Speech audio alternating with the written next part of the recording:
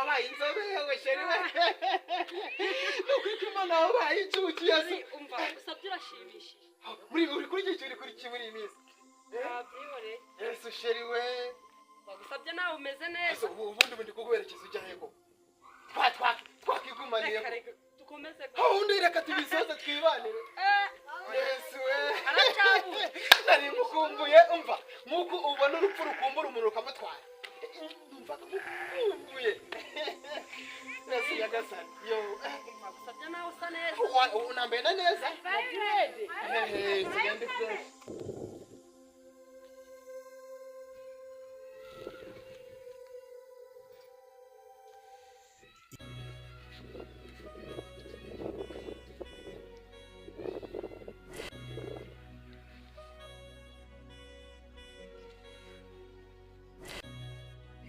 Tudurete wazibonye nadukunze wabikunze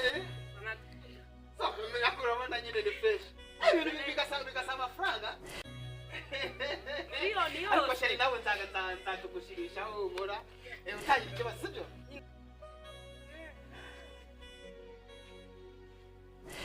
mwamfunguriye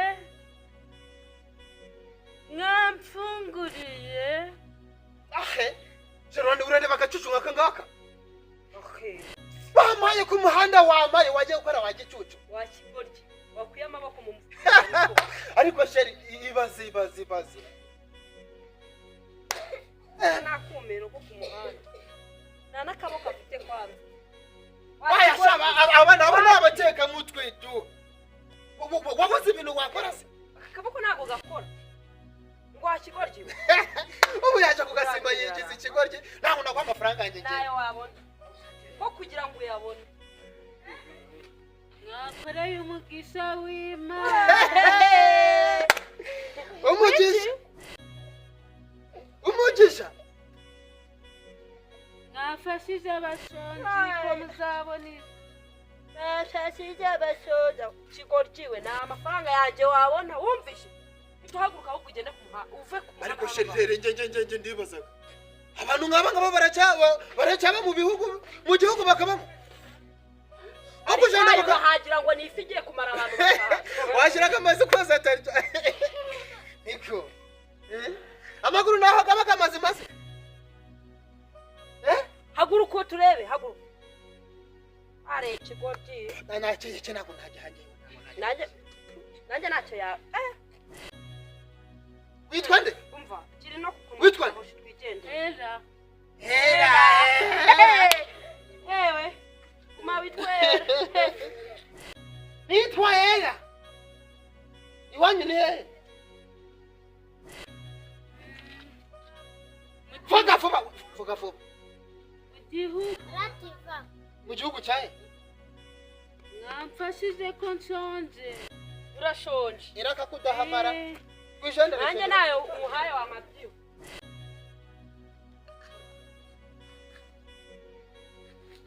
mubyeyi wamfunguriye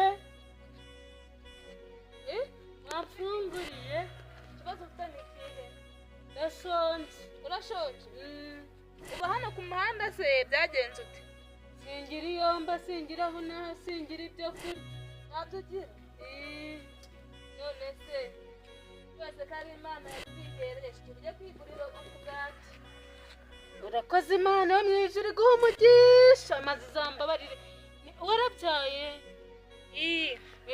imana izakongera urubyaro kandi izaguha umugisha mu rubyaro rwawe ni ukuri pe urakoze ubu ngubu ndabona n'imbeho yanakwishe dore n'umupira wiyambaye umupira ewe urakoze rwose urakoze mana yo mu ijuru ikumve yego maze ikura aho ukuye nta kibazo oya nako isubize aho ukuye nawe usigare amahoro yego cyangwa se tunijyanire iwacu iwanyu ni he genda urahabona ugende ndahafata neza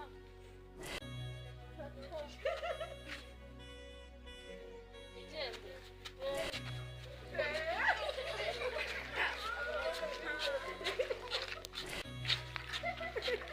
dukoresheje ndibaza abantu bagisabiriza baracyabaho bagasaba bagatega amaboko Sheri nanjye ntabyo nari. umuntu agasaba Ayi wowe. none se ubakise kandi bo Munda. agufasha kandi ikigo byahoze Ayi wowe mana we. ihangane hagarara neza sheri si ibintu nonewe nibyahemwe kagira oya ihangane uretse uticara hasi enda icara hari itere gatanu ihangane urakira ihangane sheri ihangane rwose sumukagira ibi ni ibiki enda icara kuri aka kagufi ihangane urakira ihangane icara ungahe icara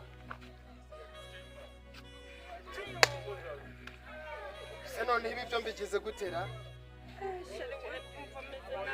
nta muntu uri kunyumvaga nabaremwo kagira imana mwe koko none se wahoze wumva urwaye se wowe data se mana mbigenje utemwo kagira imana mwe koko mwo ko nari miravumba se mbona hano hafi yo wenda mumfashije koko